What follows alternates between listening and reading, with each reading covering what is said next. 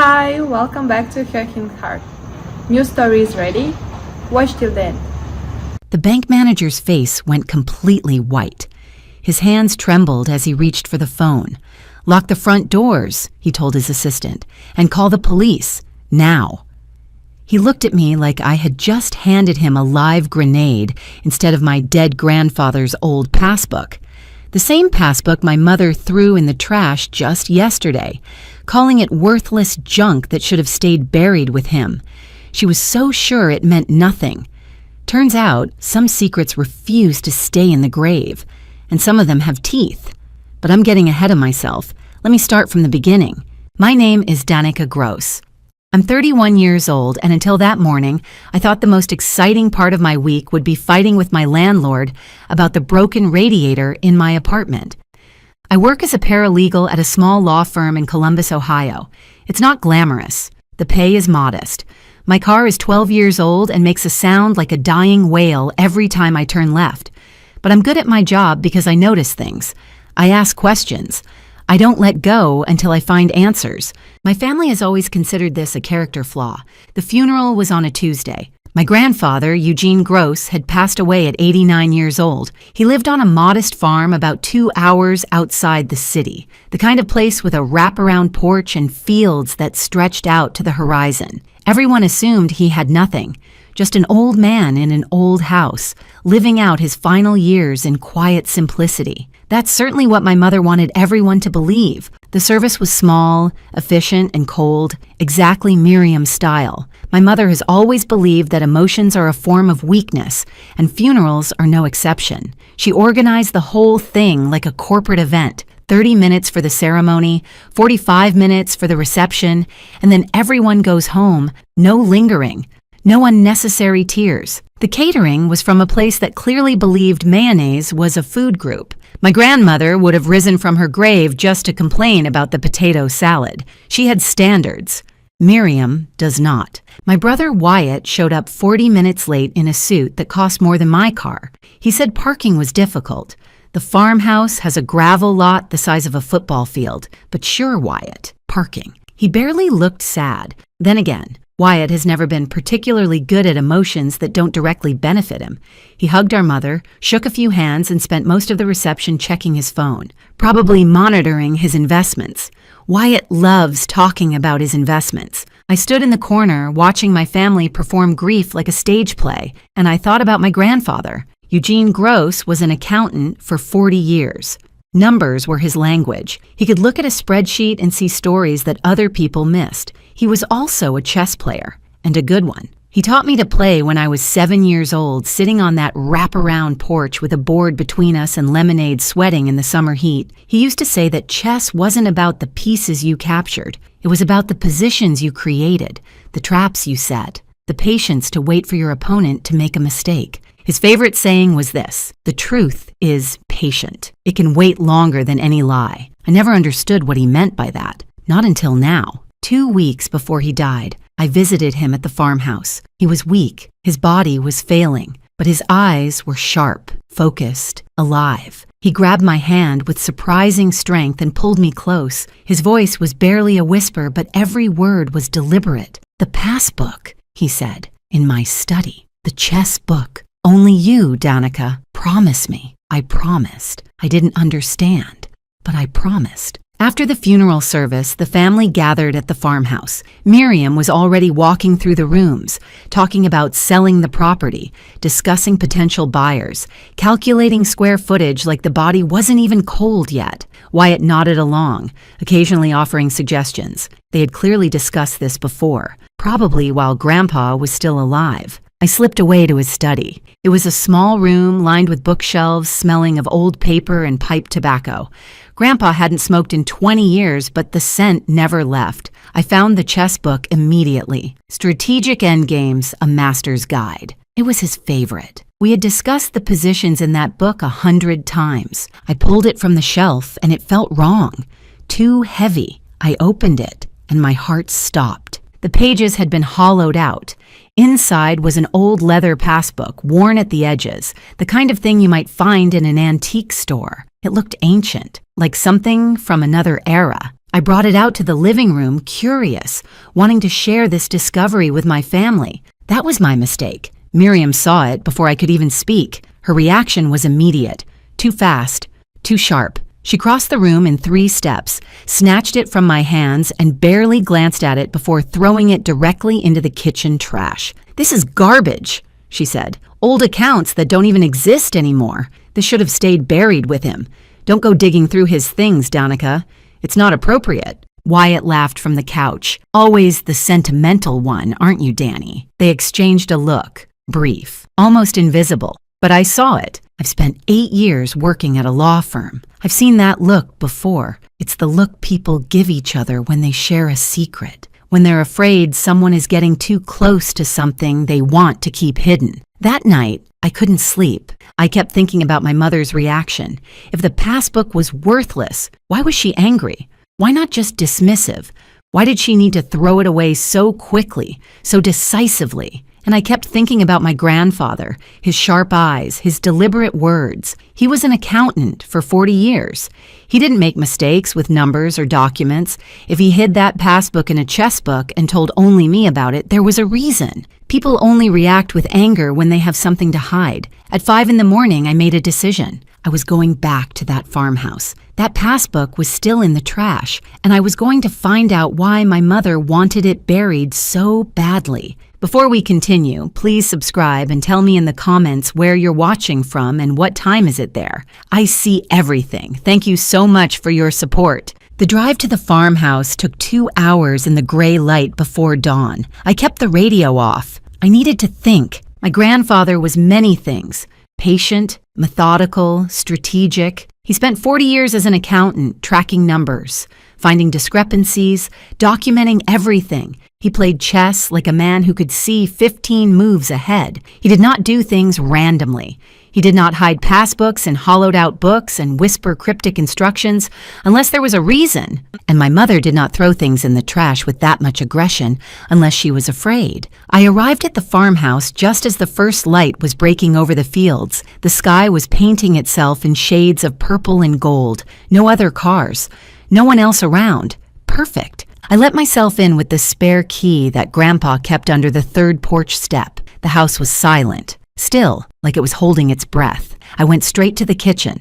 The trash can was exactly where I left it. I pulled out the bag, set it on the floor, and started digging. There I was, a grown woman with a college degree, elbow deep in garbage at 5:30 in the morning like some kind of raccoon in business casual. My grandfather would have been proud. My therapist would have had questions. The passbook was near the bottom, underneath coffee grounds and paper napkins from the funeral reception. I pulled it out, wiped it clean with my sleeve, and examined it properly for the first time. The leather cover was old and worn, made to look like something from decades ago. But when I opened it, something was different. The account number inside didn't match the old-fashioned appearance. The format was wrong. Too many digits. Too modern. And then I found the note. Tucked into the spine of the passbook, folded into a tiny square, was a piece of paper in my grandfather's careful handwriting. Account number 77412289. They don't know about this one. Ask for the full history. Trust no one in the family. Only you, Danica. I read it 3 times. They don't know. Meaning Miriam, meaning Wyatt. My grandfather had hidden something from his own family. He had trusted only me to find it. I took photos of everything. The passbook, the note, the account number. I uploaded them to cloud storage immediately. Working at a law firm teaches you certain habits. Documents can be destroyed. Files can be lost. But digital backups are forever. I drove home with the passbook in my bag and questions burning in my mind. The first call came at 10 in the morning. Miriam. Her voice was sweet, concerned, motherly. Everything she isn't. Just checking on you after yesterday, she said. Such a hard day for all of us. I waited. There was more coming. You didn't take anything from the farmhouse, did you? Everything belongs to the estate now. We need to catalog it properly before the sale. I lied smoothly. Just one of Grandpa's chess books, for memories. There was a pause. I could hear her calculating, deciding whether to push further. Then her voice relaxed. Good. That's fine. But don't go digging through his things anymore, Danica. Some things are better left alone. Your grandfather wasn't, well, he wasn't himself these last few years. His mind was going. He didn't always know what was real and what wasn't. I said nothing, but inside, I was screaming. 2 weeks ago, my grandfather looked me in the eye and gave me specific instructions. The passbook, the chess book, only me. That wasn't a confused old man. That was a man with a plan. That was a man who knew exactly what he was doing. The second call came at 7 that evening. Wyatt, my brother, who hadn't voluntarily contacted me in 6 months, suddenly wanted to chat. My brother calling to check on me was about as natural as a cat offering to do your taxes. The last time Wyatt voluntarily contacted me was 3 years ago to ask if I still had Dad's golf clubs. I did. He took them. I never saw them again. Some patterns you learn to recognize. "Hey, Danny," he said, his voice too casual, too friendly. "Mom mentioned you've been asking about Grandpa's stuff. Just wanted to make sure you're okay." "I'm fine," I said. "Just processing." He hummed sympathetically, then carefully. "You know, Grandpa didn't really have much, right? The farmhouse, some furniture. Mom and I already talked about it. She's going to handle the sale. I'll take care of the property stuff. You don't need to worry about any of it." And there it was. They had already divided everything. Miriam gets the money. Wyatt gets the property. Danica gets nothing. They assumed I would just accept it. They assumed I wouldn't ask questions. His parting words, "Just let it go, Danny. You know how Mom gets. It's not worth the fight." After I hung up, I sat in my apartment and thought about the timing. Miriam called at 10. Wyatt called at 7, 9 hours apart. Almost like they were coordinating. Almost like they were checking what I knew, confirming their stories, making sure their lies were aligned. They were scared of something. This is exactly why I keep records of everything. Every conversation, every date, every detail. Working at a law firm teaches you that memories fade, but documents are forever. I wrote down both calls word for word. Time, duration, exact phrases. I looked at the passbook again, at my grandfather's note, at the account number that was too modern for the old leather cover. Tomorrow, I was taking a personal day. I was going to that bank. I was going to find out what my grandfather hid, and whatever my mother was so desperate to keep buried, I was going to drag it into the light. I took a personal day from work, which my boss granted with minimal questions. One of the benefits of never taking time off is that people don't argue when you finally do. The drive to the bank took 2 hours. First Regional Savings had been absorbed by a larger institution years ago, but the main branch still existed in a small town called Millbrook. It was the kind of place with one traffic light and a diner that had probably been serving the same coffee since 1972. I walked into the bank at 9:15 carrying the passbook, my ID, my grandfather's death certificate, and documents proving I was family. I expected nothing, maybe a few $100s in a forgotten account, maybe just answers. The young teller at the counter smiled when I approached. She took the passbook, examined it with polite curiosity, and typed the account number into her computer. Her smile faded. She excused herself, made a phone call in the back, spoke in hushed tones I couldn't hear. 20 minutes passed.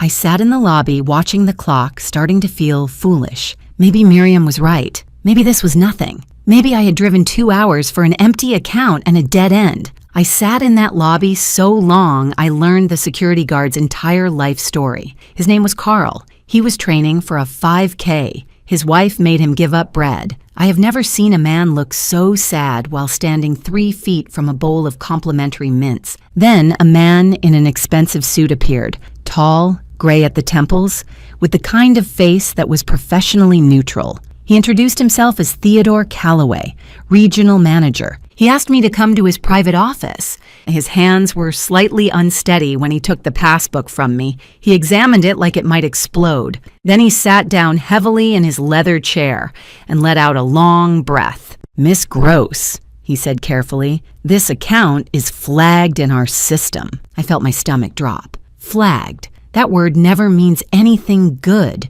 But he continued. "Not because of anything you've done, because of its history," he explained. The account wasn't from 1962, despite what the old passbook cover suggested. It was opened in 2010. My grandfather had deliberately used the vintage cover to disguise it. to hide it. The account was a savings instrument with compound interest. It had been untouched for 14 years. The current balance was, he wrote a number on a piece of paper and slid it across the desk, $2,147,832. When I saw that number, I made a sound that I can only describe as what happens when you accidentally sit on a cat. Part gasp, part wheeze, part desperate need to lie down. The bank manager offered me water. I needed something stronger. $2 million. My grandfather, who everyone thought had nothing, who lived in a modest farmhouse and wore the same 3 sweaters for 20 years, had $2 million hidden in an account no one knew about. But Theodore Calloway wasn't celebrating with me. His face was getting more worried, not less. "There's something else," he said. "In 2015, someone attempted to access this account. They had power of attorney documents for Eugene Gross. They had what appeared to be his signature authorizing the transfer. But our verification system flagged inconsistencies in the documents. The signatures didn't quite match our records. The access was denied, and the attempt was logged in our security system." My mouth was dry. "Who?" I asked, already knowing the answer. Calloway looked at his papers. The person who attempted access was listed as Miriam Gross. He paused. "Is that a relative of yours?" "My mother. My mother tried to steal this money 9 years ago. She failed, but she tried." Calloway made more calls. More people arrived. A woman from their security division, a man from legal. They pulled records from their archives and from other banks where my grandfather had accounts. The picture that emerged was devastating. My grandfather had money. Significant money, an inheritance from his own parents back in 1995, carefully invested and grown over the years. By 2009, when my father died and Miriam became Grandpa's caretaker, he had accumulated over $1 million across various accounts. Miriam found them, and over 5 years, from 2010 to 2015, she drained them. Transfer by transfer, withdrawal by withdrawal, using power of attorney documents and signatures that looked authentic but weren't. She stole approximately $1.5 million from my grandfather, but Eugene was an accountant. He noticed. He couldn't stop her legally because she had convinced the courts he was mentally incompetent. He couldn't go to the police because no one believed a confused old man over his devoted daughter-in-law. He was trapped. So he did the only thing he could do. He hid what was left. In 2010, when he realized what was happening, he secretly opened this account, transferred $1 million into it, used the old passbook cover to disguise it, told no one. This account was his lifeboat, his insurance policy, his final move in a chess game against a woman who had stolen everything else from him. Calloway looked at me with something like respect. "There's one more thing you should know," he said. "In 2019, your grandfather filed a formal complaint with our fraud department. He claimed his daughter-in-law was stealing from him.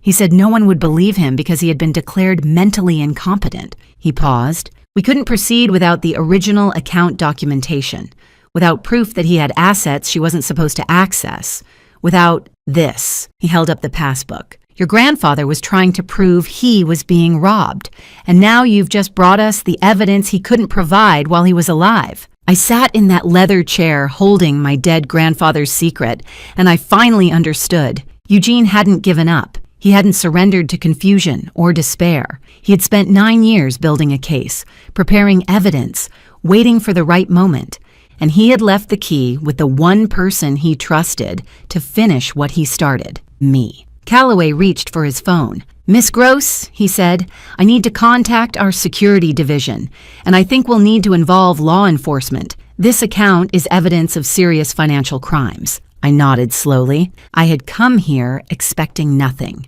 Maybe a few $100s, maybe closure. Instead, I found $2 million and proof that my mother was a thief. And somewhere, I was absolutely certain my grandfather was smiling. If you're still with me on this journey, I just want to say thank you from the bottom of my heart. Please hit that subscribe button if you haven't already.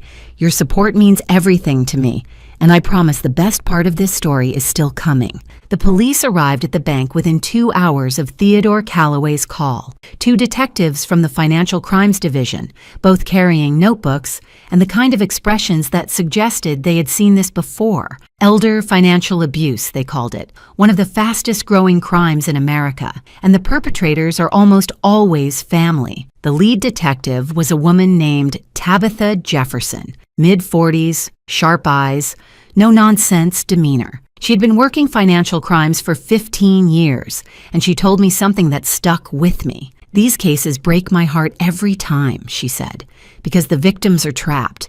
They depend on the people who are stealing from them. They love the people who are hurting them. And when they try to speak up, nobody believes them." She looked at the passbook in my hands. "Your grandfather fought back the only way he could. With documentation, with evidence, with patience." The investigation moved quickly after that. Calloway provided the bank's records. The 2015 access attempt was documented in detail. The forged signatures, the fraudulent power of attorney, the security flags that had stopped the transfer. It was all there, preserved in the bank's digital archives like a fly trapped in amber. But that was just the beginning. 3 days after my visit to the bank, I received a phone call that changed everything. The voice on the other end was old but steady. He introduced himself as Lawrence Whitmore, attorney at law, 75 years old, and Eugene Gross's friend for over 40 years. "Your grandfather gave me specific instructions," he said. "If he died, I was to contact you. Only you. No one else in the family." He was very clear about that. I drove to his office that afternoon. It was a small practice in a quiet part of town, the kind of place where lawyers still had wooden bookshelves and framed diplomas from decades past. Whitmore met me at the door. He was tall, slightly stooped with age, but his handshake was firm and his eyes were kind. Eugene and I played chess together for 40 years, he told me. He was the most methodical man I ever knew.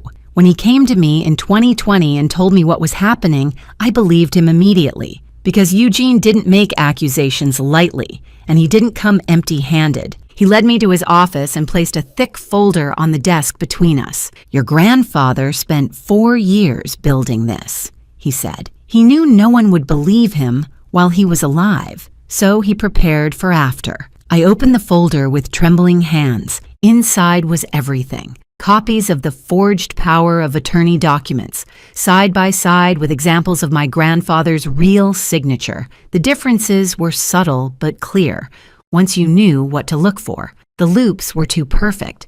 The pressure was too even. My mother had traced his signature, probably from documents she had access to, and she had done it well enough to fool most people, but not well enough to fool a bank's verification system, and not well enough to fool an accountant who had spent 40 years spotting discrepancies. There were bank statements, transaction records, a detailed log in my grandfather's handwriting, documenting every suspicious withdrawal, every transfer he hadn't authorized, every lie my mother had told to cover her tracks, dates, amounts, account numbers. 4 years of meticulous documentation, and at the bottom of the folder, in a sealed envelope, was a notarized sworn statement dated 2022. I read it slowly, my grandfather's voice echoing in my mind with every word. He described everything. How Miriam had taken control of his finances after his son died in 2009. How she had convinced doctors that he was showing signs of dementia when he wasn't. How she had isolated him from the outside world, controlling his phone calls, his visitors, his access to information. How she had stolen from him systematically for years while pretending to be his devoted caretaker. His final words in the statement hit me like a punch to the chest. "I am of sound mind. I know exactly what I am doing. I am leaving this evidence for my granddaughter Danica because she is the only one who will do what is right. She has always asked the questions that others were afraid to ask. I trust her to finish what I could not." I sat in that office and cried, not from sadness, from something harder to name. Pride, maybe, and grief for all the years he had spent alone, knowing the truth, unable to make anyone believe him. Detective Jefferson called me the next day with more news, and this time it wasn't about my mother. "We've been looking into the money trail," she said, "where the stolen funds went after they left your grandfather's accounts, and we found something interesting about your brother, Wyatt. Golden child Wyatt, with his expensive suits and his investment portfolio and his smug certainty that he was better than everyone else. He didn't just receive money from your mother," Jefferson continued. "He created a shell company, Garrett Holdings, LLC, registered using his middle name. Over $600,000 was laundered through that company over 5 years. He wasn't an innocent beneficiary, Miss Gross. He was an active participant in the scheme. My brother, who had called me to tell me to let it go. My brother, who had laughed at me for being sentimental. My brother had helped my mother steal from our grandfather and had built his entire lifestyle on the proceeds. His house, his car, his investments, all of it was stolen money, hidden behind corporate paperwork and family lies. But the revelations weren't finished. Jefferson's team ran background checks on everyone involved. Standard procedure, she said, and they found something in my mother's past that explained everything. In 2002, Miriam's own mother had died. The woman had approximately $200,000 in savings. When the estate was settled, there was almost nothing left. Other family members had suspected something at the time, but they couldn't prove it. The money had simply vanished. My mother had done this before, to her own mother, 20 years before she did it to Eugene. And my grandfather had known. That was why he never trusted her. That was why he had been so careful, so methodical, so prepared. He had seen her pattern. He knew what she was capable of, and he had spent his final years making sure she wouldn't get away with it a second time. Detective Jefferson asked me to cooperate fully with the investigation, which meant keeping quiet. Not warning my mother, not confronting my brother, attending family dinners and pretending everything was normal while the case was built around them. 2 weeks of lies, 2 weeks of sitting across from people who had stolen from my grandfather, smiled at his funeral, and divided his estate like vultures, picking at a carcass. Sunday dinner at my mother's house was torture. My mother's chicken has always been a crime against poultry, but that night it felt appropriate. Here I was, choking down evidence of bad judgment while sitting across from a woman who had made bad judgment her entire career. Miriam talked about the farmhouse sale. She had found a buyer, good price, quick closing. Wyatt nodded along, mentioned a new investment opportunity he was excited about. They were so confident, so certain that they had gotten away with everything. After dinner, Miriam pulled me aside. Her voice was soft, concerned, motherly, the performance of a lifetime. "I know we don't always see eye to eye," she said, "but we're family. Your grandfather would want us to stick together, to support each other." I kept my face neutral. "Of course, Mom, family first." For 2 weeks, I had to pretend I didn't know my mother was essentially a white-collar criminal. Every time she called to complain about her neighbor's lawn or the price of eggs at the grocery store, I wanted to say, "You know what else is expensive, Mom? Federal prison." But I waited. I documented. I trusted the process. My grandfather taught me chess when I was 7. His favorite lesson: the best move isn't always the obvious one. Sometimes you sacrifice a piece to win the game. He had sacrificed his final years setting this trap. He knew he wouldn't see it spring, but he knew I would. The call came on a Thursday morning. Detective Jefferson's voice was calm and professional. "Miss Gross, we're executing the warrants today. Arrests will be simultaneous.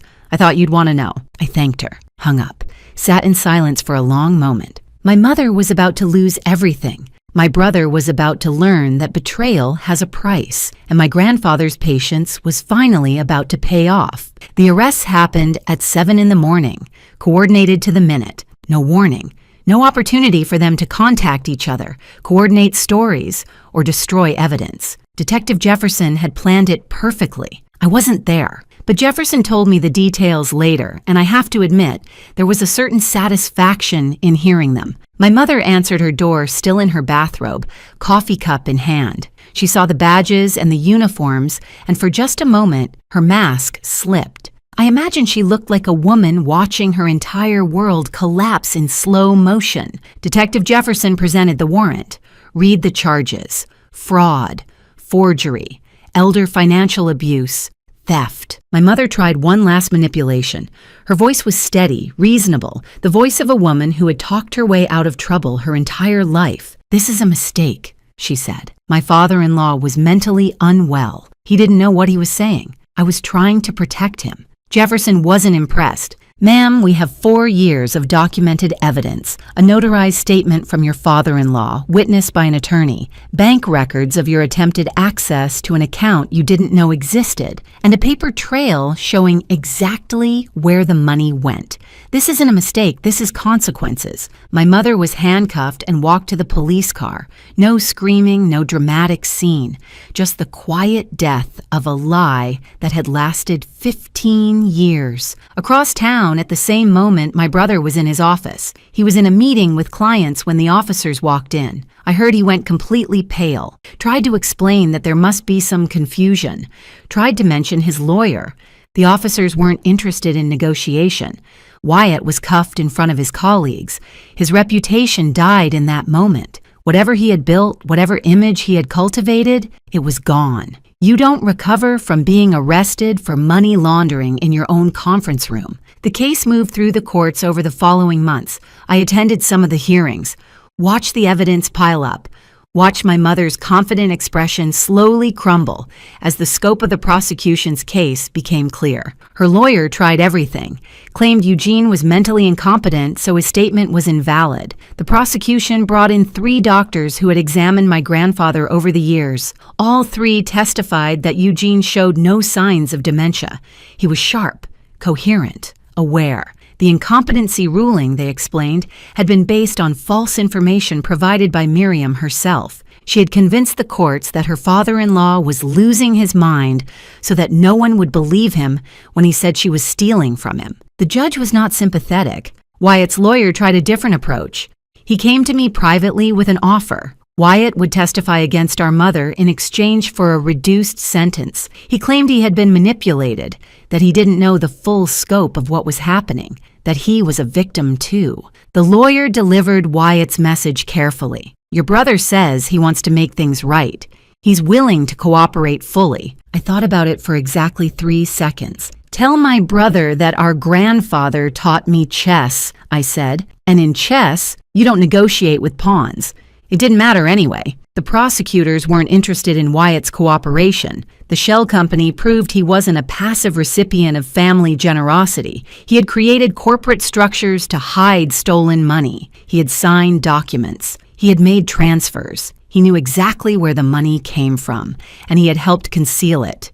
No deal, full charges. The sentencing hearing was on a cold day in February, 3 months after the arrests. Federal courthouse, wood-paneled walls, the American flag hanging behind the judge's bench. Before the sentences were read, the prosecutor asked to present a statement from the victim, from Eugene. The courtroom went quiet as she read his words aloud. "My daughter-in-law stole my money and my dignity. She convinced the world I was losing my mind while she emptied my life savings. No one believed me, but I am not confused. I know exactly what is being done to me, and I am leaving a record so that one day the truth will come out." I watched my mother's face as those words filled the room. She stared straight ahead, expressionless, but her hands were shaking. Wyatt wouldn't meet my eyes. He looked smaller somehow, diminished. The confident, successful brother who had always looked down on me was gone. In his place was just a man who had bet everything on a lie and lost. The judge delivered the sentences. Miriam Gross, 7 years in federal prison, no possibility of early parole, full restitution ordered. Everything she owned would be liquidated and returned to the estate. Wyatt Gross, 3 years in federal prison. Felony conviction that would follow him for the rest of his life. His investment career, his professional reputation, his carefully constructed image of success. All of it was over. I sat in that courtroom and felt something I didn't expect. Not triumph, not satisfaction, just a quiet sense of completion, like a book finally reaching its last chapter. After the hearing, Detective Jefferson found me in the hallway. "Your grandfather would be proud," she said. "He fought for years. You finished it." I thanked her, shook her hand, walked out of the courthouse into the cold February air. Later, Wyatt's lawyer called me one more time, asked if I would consider visiting my brother in prison. He said Wyatt wanted to apologize, wanted to explain. I said I would think about it. Wyatt's lawyer actually asked if I'd visit him in prison. I said I'd think about it. I'm still thinking. It's been 6 months. I'll probably keep thinking. Some apologies come too late to matter. Some explanations don't deserve to be heard. My phone buzzed. A text from Lawrence Whitmore, my grandfather's attorney. Your grandfather left something else for you.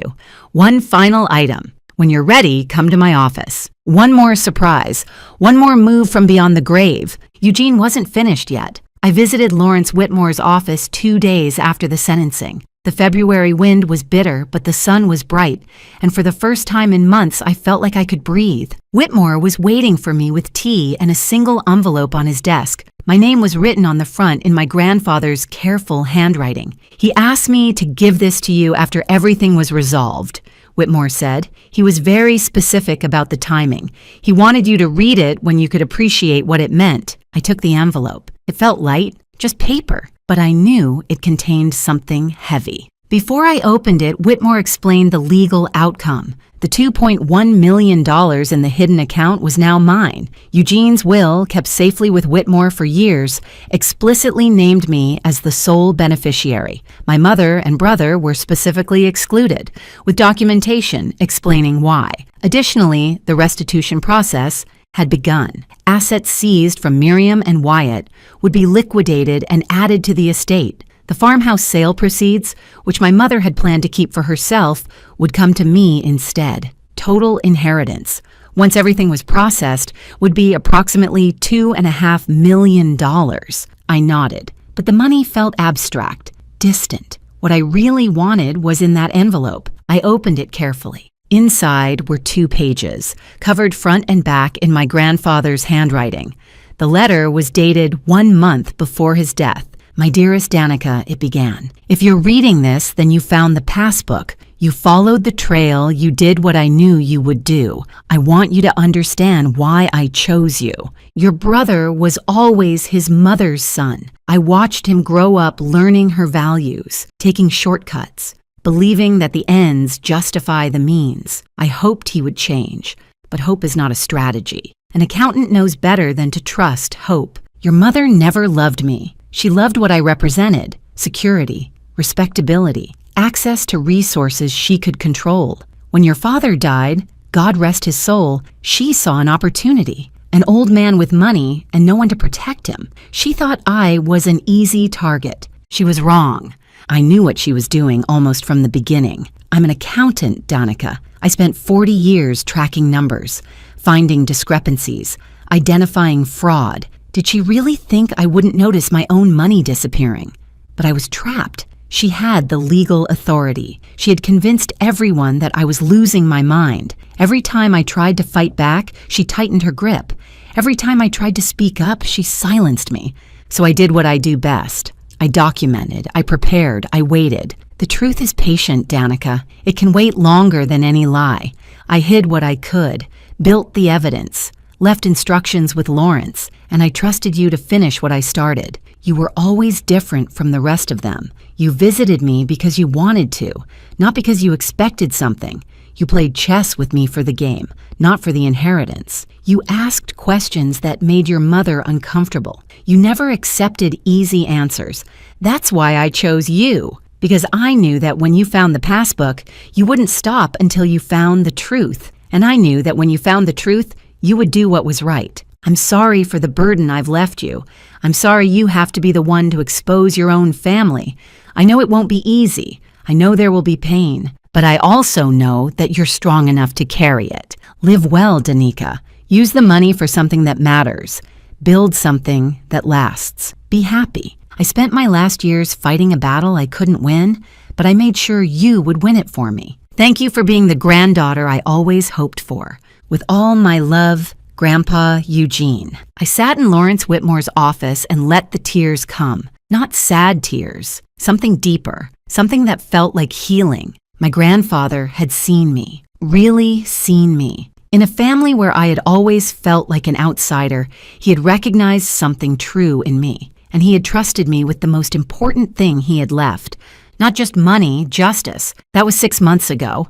I quit my job at the law firm, paid off my debts, bought a small building downtown, a narrow storefront with big windows and good light. I opened a bookshop, the kind of place with comfortable chairs and the smell of coffee and shelves full of stories waiting to be discovered. I named it Gross Pages, which my grandfather would have found hilarious. He always appreciated a good pun. In the back corner, there's a chess table, 2 chairs, a board with the pieces set up and ready. Sometimes customers sit down and play.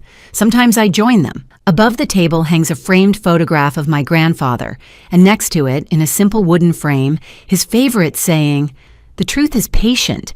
It can wait longer than any lie." My mother writes letters from prison sometimes, long, rambling letters full of blame and excuses and demands for forgiveness. She says I betrayed the family. She says I ruined everything. She says I owe her. I don't respond. Some doors, once closed, stay closed. Wyatt's wife divorced him. His friends disappeared. When he gets out of prison, he'll have a felony record and nothing to show for all those years of supposed success. The people who had everything because they stole it now have nothing. And me? I have a bookshop. I have peace. I have the knowledge that my grandfather spent his final years fighting for justice, and I was the one who delivered it. Thank you so much for watching. More of my most gripping stories are already on your screen. Click one now and don't miss the best part. You will love it. See you in the next story.